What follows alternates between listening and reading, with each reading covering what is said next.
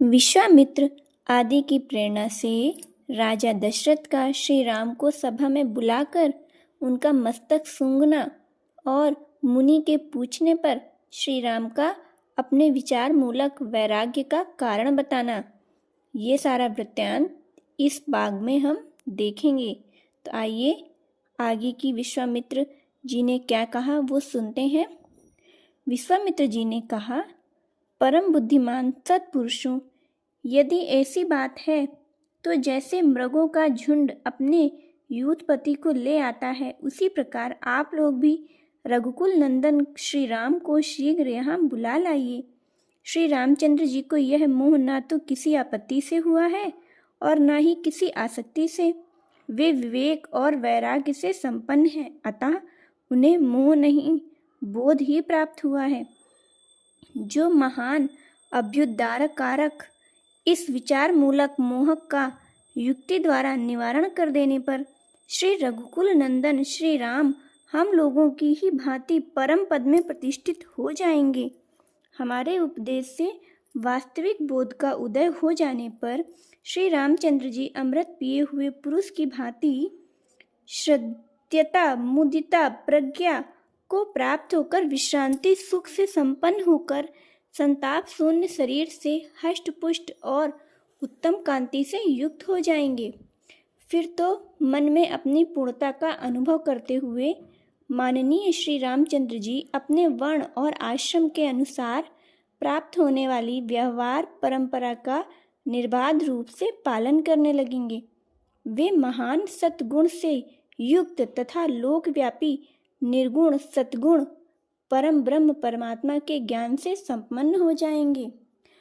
उन्हें सुख दुख की दशाएं नहीं प्राप्त होंगी। वे मिट्टी के ढेले, पत्थर और सुवर्ण में कोई अंतर नहीं देखेंगे। इन सबको समान समझने लगेंगे। मुनीश्वर विश्वामित्र के यूं कहने पर राजा दशरथ बड़े प्रसन्न हुए, मानो उनका सारा मनोरथ पूर्ण हो गया है। उन्होंने श्री रामचंद्र जी को बुला लेने के लिए बारंबार दूत पर दूत भेजना आरंभ कर दिया। जब राजा और मुनि का संवाद हो रहा था, उसी समय श्री रामचंद्र जी अपने थोड़े से सेवकों और दोनों भाई लक्ष्मण तथा शत्रुघ्न के साथ अपने पिता के पवित्र स्थान यानी कि राजसभा में गए। श्री राम ने दूर से ही महाराज दशरथ को देखा। जैसे इंद्र देव समूह से घिरकर बैठे रहते हैं, उसी प्रकार वे भी राजाओं की मंडली से घिरे हुए बैठे थे।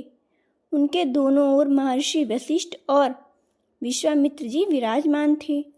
संपूर्ण शास्त्रों का अर्थ का ज्ञान रखने वाले मंत्रीगण माला की भांति उन्हें सब ओर से घेरे हुए थे। इधर वशिष्ठ, विश्वामित्र आदि ऋषियों तथा दशरथ आदि राजाओं ने भी कुमार कार्तिकेय के समान सुंदर श्री रामचंद्र जी को दूर से ही अपने पास आते हुए देखा।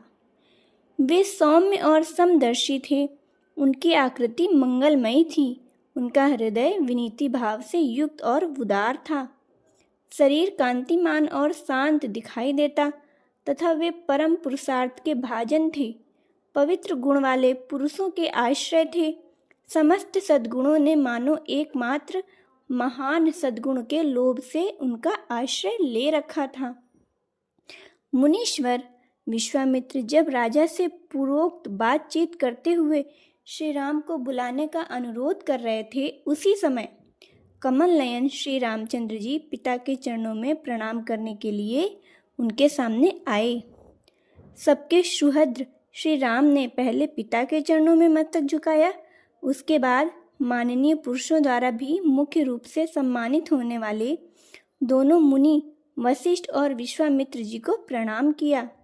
इसके बाद अन्य ब्राह्मणों, बंधु बांधवों तथा गुरुजनों का अभिवादन किया।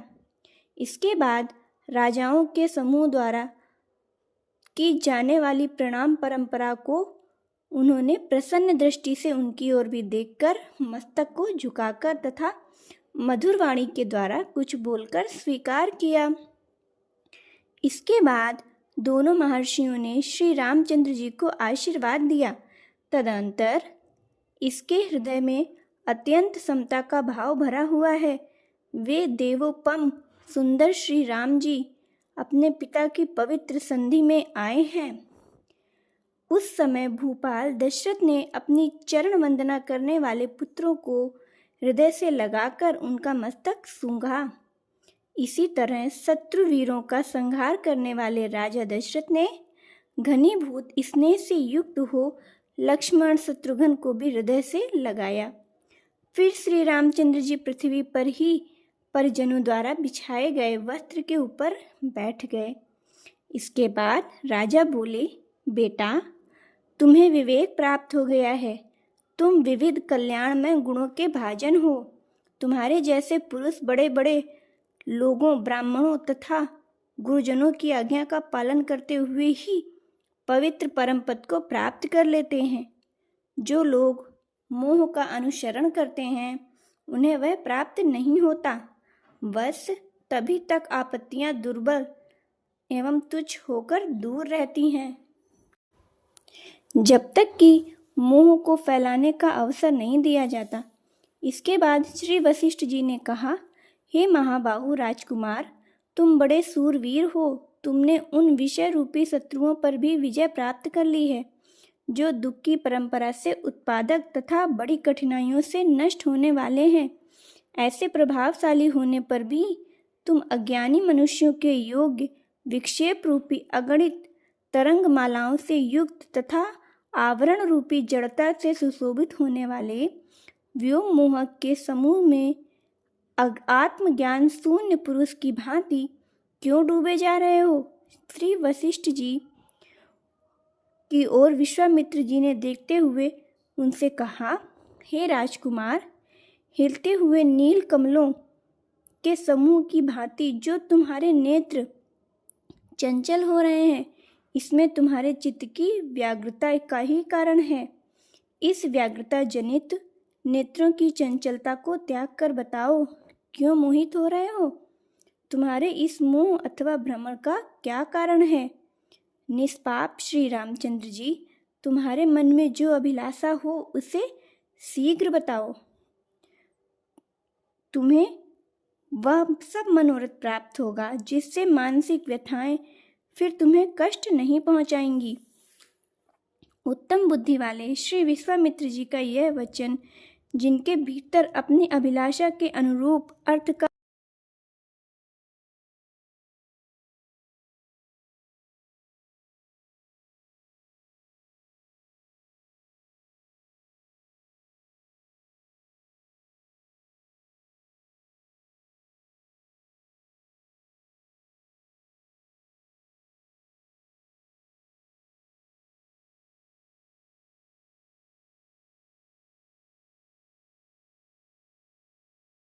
विद्या भी प्राप्त की। तत्पश्चात सदाचार के पालन में तत्पर रहकर तीर्थ यात्रा के उद्देश्य से समुद्रों द्वारा घिरी हुई सारी पृथ्वी का भ्रमण भी किया।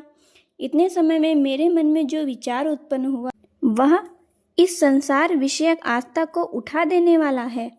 तीर्थ यात्रा करने के अंतर मेरा मन विवेक से पूर्ण हो गया है, जिससे मेरी बुद्धि भोगों की ओर नीरस हो गई है और उससे द्वारा मैंने इस प्रकार विचरना आरंभ किया।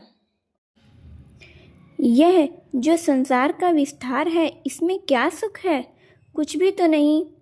इसमें देखिए, श्री रामचंद्र जी अपने गुरुजनों को और हमारे जो राजा दशरथ थे उनके समक्ष अपने मन का वृत्तांत बता रहे हैं कि उनके मन में क्या क्या अभिलाषा हुई है। वो पूरा भारत भ्रमण किए हैं, उन्होंने क्या देखा, उनको देखने से, दर्शन करने से क्या अनुभूति हुई है। उनको सारा जगत जो है वो दुख रूप ही नजर आता है। इसमें कुछ भी तो सार नहीं है, इसमें क्या सुख है, ये वही बताना चाह रहे हैं। तो आगे हम लोग देखते हैं वो क्या कह रहे हैं।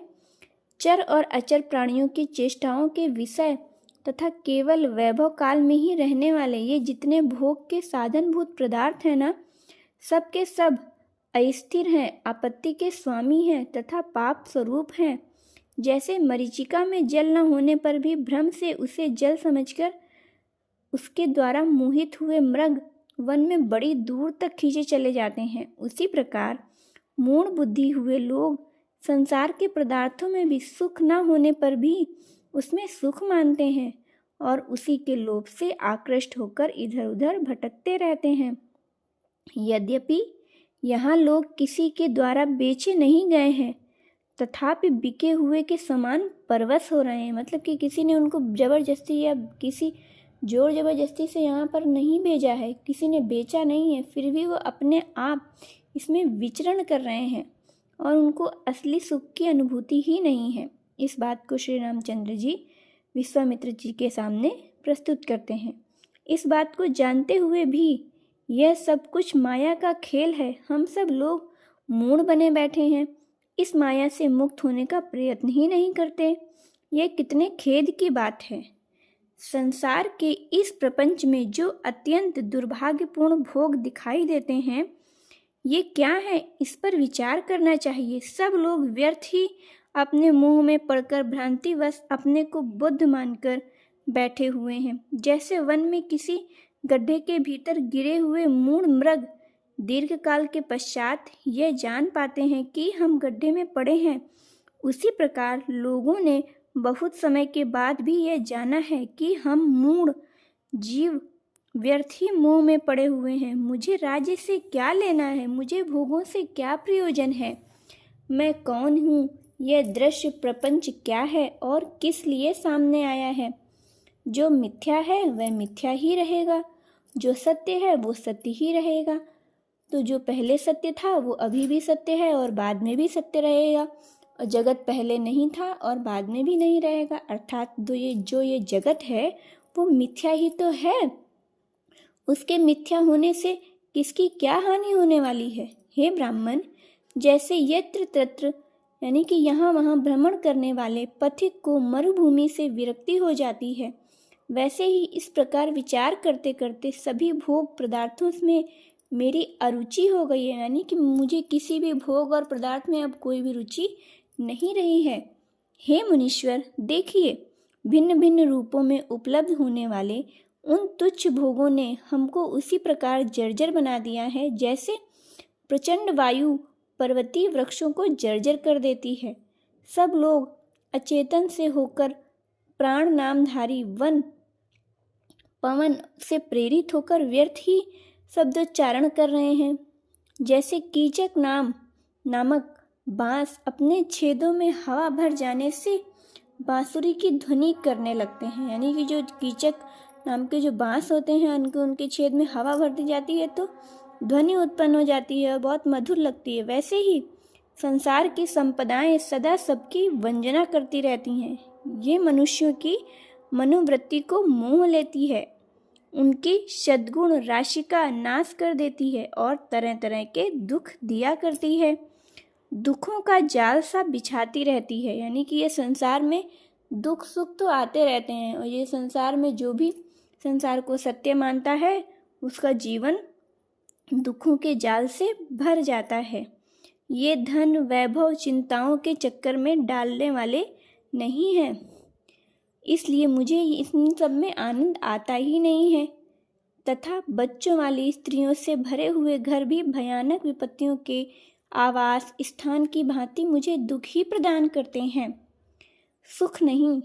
हे मुनीश्वर, जैसे बांस और तिनकों से आच्छादित गर्त में गिरने के कारण प्राप्त होने वाले क्षुधा पिपाशा आदि दोषों का तथा बंधन आदि दुश्चारसों दुर्दशाओं का विचार करते रहने से बंधे हुए हाथी को कभी सुख नहीं मिलता। यानी कि यदि हाथी अपने आप को किसी उसमें बांधे हुए है तो उसको बंधे हुए केवल विचार कर रहा है कि मैं मुक्त हूँ, मैं मुक्त हूँ, तो इससे कोई मुक्त नहीं हो जाता। तो इसी प्रकार भगवान श्री राम वशिष्ठ जी से कहते हैं और विश्वामित्र जी के समीप कि उसी प्रकार देह आदि पदार्थों की क्षण भंगुरता के कारण उनमें अनेक प्रकार के दोषों और दुर्दशाओं का स्मरण करके मेरे मन को शांति नहीं मिल रही है। अज्ञान रूपी रात्रि में तीव्र मोह रूपी कुहरे से लोगों की ज्ञान रूपी ज्योति के नष्ट हो जाने पर दूसरों को दुख देने में परम चतुर विषय रूपी सैकड़ों चोर हर समय और प्रत्येक दिशा में विवेक रूपी श्रेष्ठ रत्न का अपहरण करने के लिए जी जान से लगे हुए हैं।